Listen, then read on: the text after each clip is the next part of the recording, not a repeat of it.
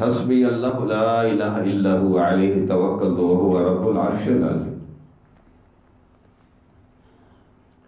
ایک دفعہ بچی نے ایک نے فون کیا کہ حضرت بس کرائے پہ رہ رہی ہوں، مکان کوئی نہیں، تو میں نے کہا یہ عید پڑھا کر، جو عرش عظیم کا مالک ہے وہ چھوٹی سی کوٹھڑی بھی آپ کو نہیں دے گا۔ حسبی اللہ لا الہ الا هو علیہ توکلت وہو رب العرش العظیم۔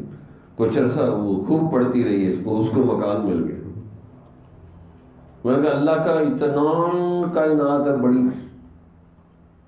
تو ایت ہی فٹ کرنی ہوتی ہے نا اپنے اوپر، لیکن ہم تو ادھر ادھر بھاگتے پھرتے ہیں، قرآن کی طرف تو آتے ہی نہیں۔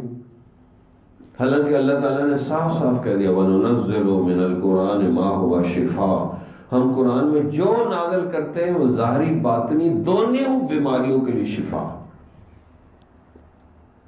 میں تو حیران ہوں اس قوم کے اب کیا بنے گا جس کے پاس قرآن ہو اور وہ تویزوں والوں کے پیچھے بھاگ رہے ہیں، کالے علم والوں کے پیچھے بھاگ رہے ہیں۔ کالے علم والے خود بھی اندر باہر سے کالے ہوتے،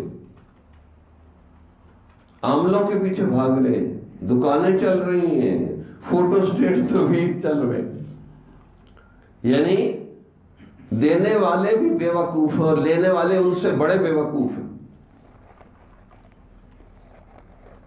جس کے پاس قرآن جیسی کتاب ہو اور وہ اس کو چھوڑ کے وہ تویزوں کے پیچھے بھاگ رہا ہے، اس کے پیچھے اس کے پیچھے بھاگ رہا ہے، سورج چڑھا ہو اور کوئی بندہ موم بتی پہ جلا کے کتاب پڑھے تو ہر کوئی اس کو الو بے وقوفی کہے گا کہ سورج کی روشنی کافی نہیں، موم بتی کو کیوں جلا کے بیٹھے ہو؟ تو قرآن سورج سے بھی زیادہ روشن کتاب ہے۔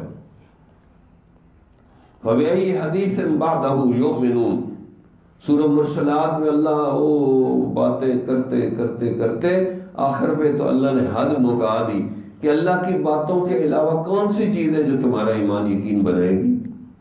اگر اللہ کی باتوں سے تمہارا ایمان یقین نہیں بنتا تو کس کی باتوں سے بنے گا؟ فَبِأَيِّ حَدِيثٍ بَعْدَهُ يُؤْمِنُونَ۔ اللہ اکبر، واقعی اللہ کی باتیں اللہ کی باتیں۔